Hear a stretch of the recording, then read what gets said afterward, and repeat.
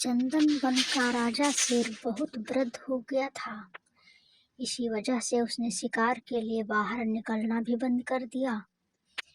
अब और अधिक वन पर शासन नहीं कर सकता था और इसी वजह से वन में बहुत अशांति पैदा हो गई। शेर ने एक दिन सभी जानवरों को बुलाकर कहा, तुम जाकर सभी जानवरों में से एक को राजा चुन लो जो जंगल की व्यवस्था को देख सके, ताकि सब पहले जैसा हो जाए। और चूंकि मैं वृद्ध हो चुका हूँ इसलिए और अधिक राज्य नहीं कर सकता। इस पर सभी जानवरों ने इकट्ठा होकर इस पर सहमति करने का विचार किया और वो इसके बाहर आकर आपस में विचार करने लगे। तो समस्या ये हो गई कि सभी जानवर खुद को राजा बनने के योग्य मान रहे थे। तभी इस पर सभी के अपने मतभेद भी थे। इस पर काफी देर बाद जब सहमति नहीं बन पाई तो चंदू खरगोश ने एक सुझाव दिया कि सभी जानवरों को उनकी क्षमता के अनुसार काम दिया जाएगा और 10 दिन बाद फिर यहीं पर एक सभा होगी और जानवरों द्वारा किए जाने वाले काम की समीक्षा की जाएगी। जिसने सबसे अधिक काम किया होगा वही राजा बनने के योग्य होगा।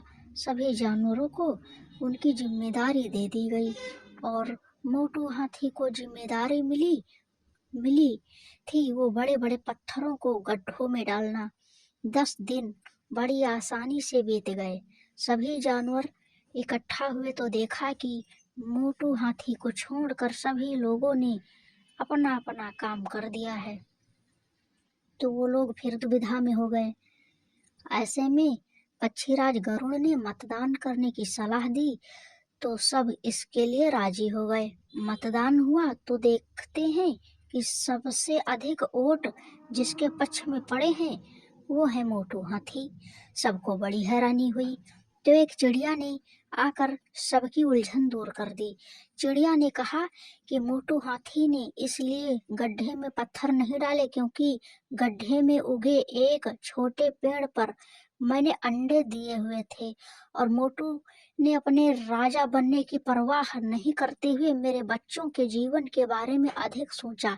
इसलिए गरुड़ ने मतदान का सुझाव दिया क्योंकि जो अपनी नहीं सोचकर दूसरों के बारे में सोचता है वही राजा बनने योग्य है। वहां मौजूद सभी जानवरों में ध्वनि मत से हाँ में हाँ मिलाई और मोटू हाथी को वहां का राजा घोषित कर दिया गया। बाद में चंदन वन में फिर कभी अशांति नहीं हुई। कैसी लगी कहानी जरूर बताएं।